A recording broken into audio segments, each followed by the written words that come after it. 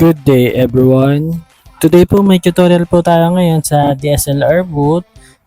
So ito yung pinaka main topic natin, DSLR boot green screen tutorial. So madami kasi nag-request sa akin nito na gawan ko daw ng tutorial yung green screen, no? So nag-set up tayo ng green screen ngayon para matutunan nyo to. So open lang muna tayo ng DSLR boot. Turuan ko muna kayo sa DSLR boot yung pag-setup, no? So ayan, so once na-open nyo yung DSLR boot nyo, so lagi ko sinasabi sa inyo to, pag lumabas tong pop-up na to, ang lagi nyo pipiliin ay skip this update or remind me later lang, no? So ayan, gawa tayo ng bagong event na green screen.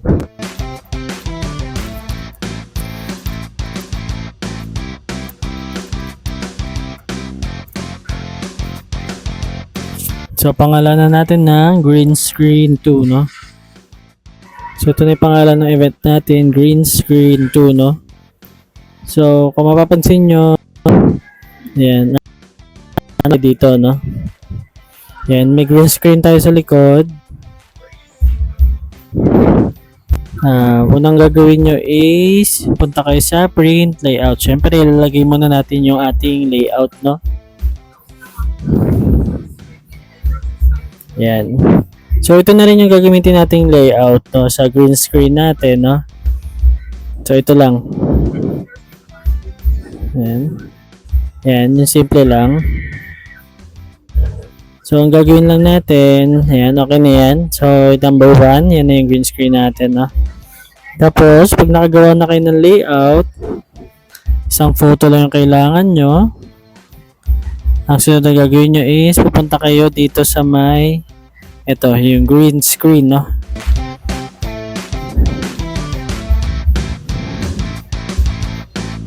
Yan, click nyo lang yan. Yan, close nyo lang yan.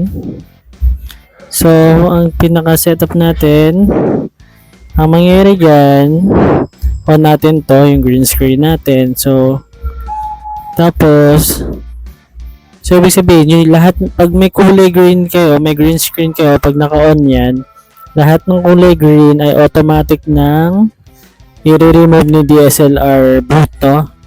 So, i-remove nyo yun, no? So, mas maganda, pagka naka-green screen kayo, gumamit po kayo ng flash, no? Para mas na-recognize agad ni DSLR boot yung green screen ninyo, no? So, pag naka-green screen kayo, pwede kayo maglagay ng image. Siyempre wala siyang background pag nag-flash yung image natin. Ay, pag nag-picture yung ating camera.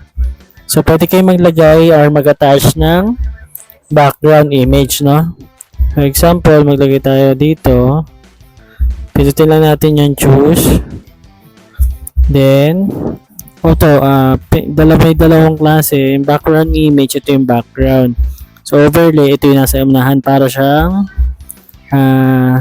watermark, no? So ito yung gagamitin natin, no, yung background image, no. Choose lang tayo, then hanap tayo ng image natin, no.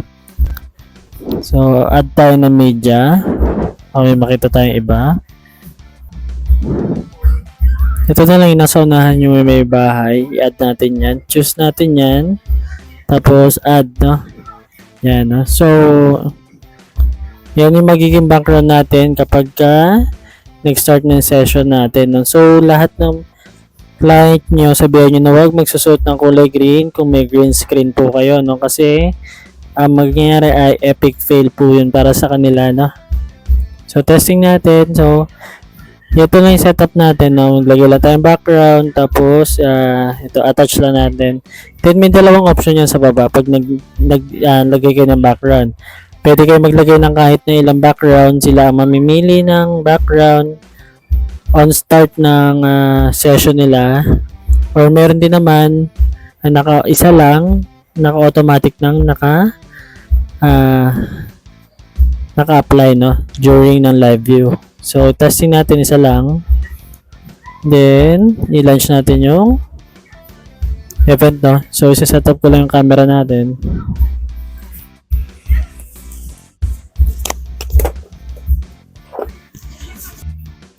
So ayan, nakalagay na yung ating camera. I-lock na natin. Then test shot tayo. Yan. Ayan. So napapansin nyo malabo yung camera natin. I-focus lang natin. So ayan, no. So ayan, medyo okay na yung yung focus ng ating camera.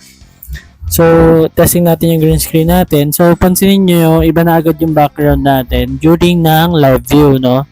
So yan yung magiging view nyo kapag nag-start na yung session nyo. So mas maganda, meron kayong mga fill light or meron kayong continuous light kapag nag-event kayo na green screen yung gamit nyo para maliwanag sila.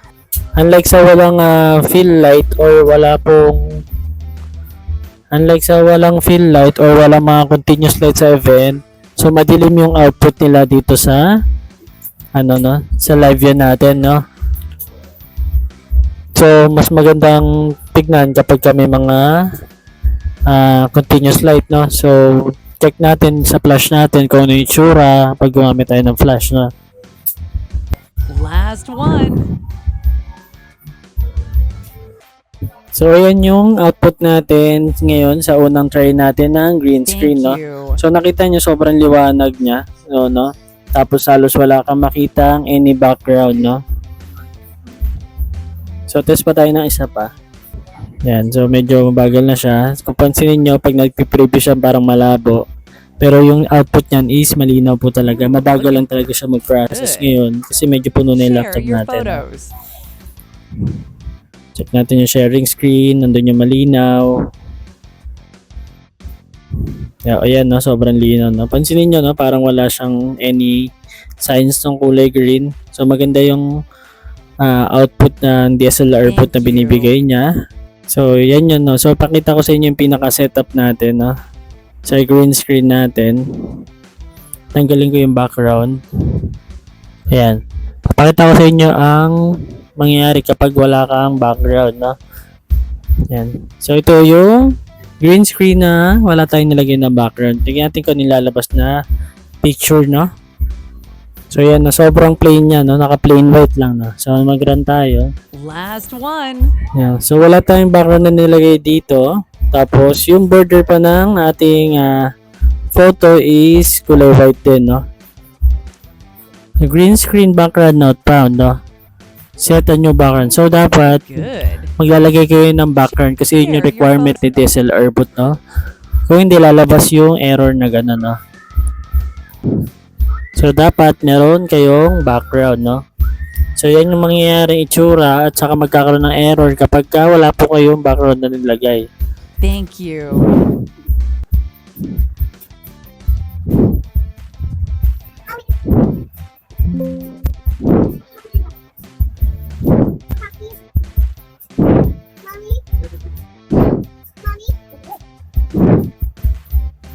So yan, tulad na nilagyan natin ulit ng bagong background, nasa window tayo.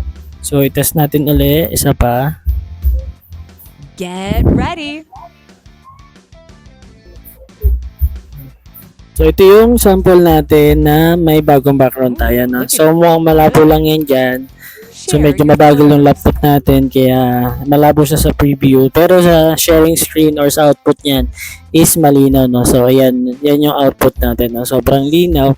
So testing naman natin ngayon yung may choices or may dalawa kayong background, no? Para makita niyo yung output, no? Thank you. So punta tayo dito sa green screen ulit. Then mag-add po tayo ng ating background, no? So gawin natin dalawa or tatlo. So lagay natin tong isa, then choose, then add. Tapos mag-add pa tayo ng isa para tatlo. So ito naman. Yan. So tatlo yung option nila. Ibig sabihin, pag nag-start yung session nila, ito yung unang lalabas sa kanila kung ano yung gusto nilang background, no? So, pindutin natin to, let guest choose, no? Tapos run tayo.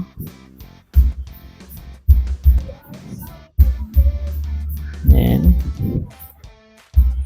So pag launch nyo ng event, ito agad yung unang lalabas sa inyo. Choose a background, no? So pansinin nyo, may preview siya. May preview sa screen ng live, no? Kung ano yung background na pinipili nila. Yan.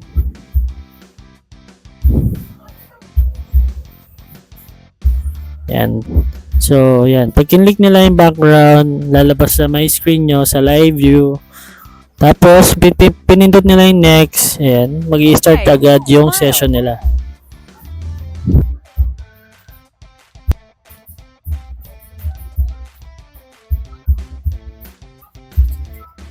So, ayan yung sample natin, no? May option ng tatlong background, no? Sa green screen, no? Thank you. Ayan yan, no? Ayan. So, tas pa tayo ng isa pa. Say cheese.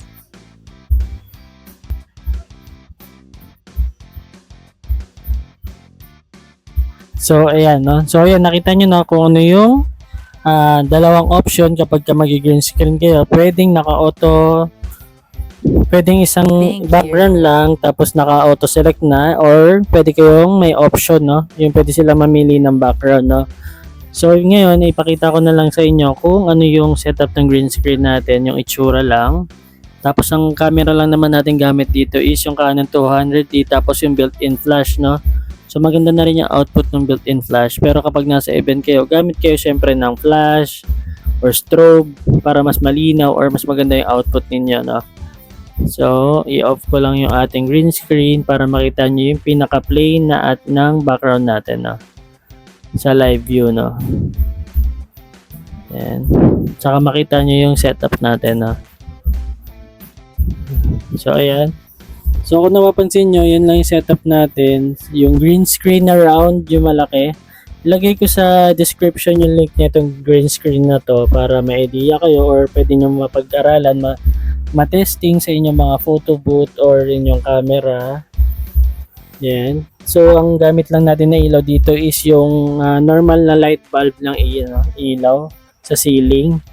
Tapos, yung flash lang natin, no? So, yun lang yung ginamit kong flash dito, no? Yung flash tsaka yung ilaw ng kwarto, yun lang. So, wala tayong ginamit na anything na continuous light or strobe flash dito sa tutorial natin, no? So, ayan, kung may natutunan kayo sa green screen or kung may tanong kayo, i-comment nyo na lang. Then, sasagutin ko na lang sa comment section po, no?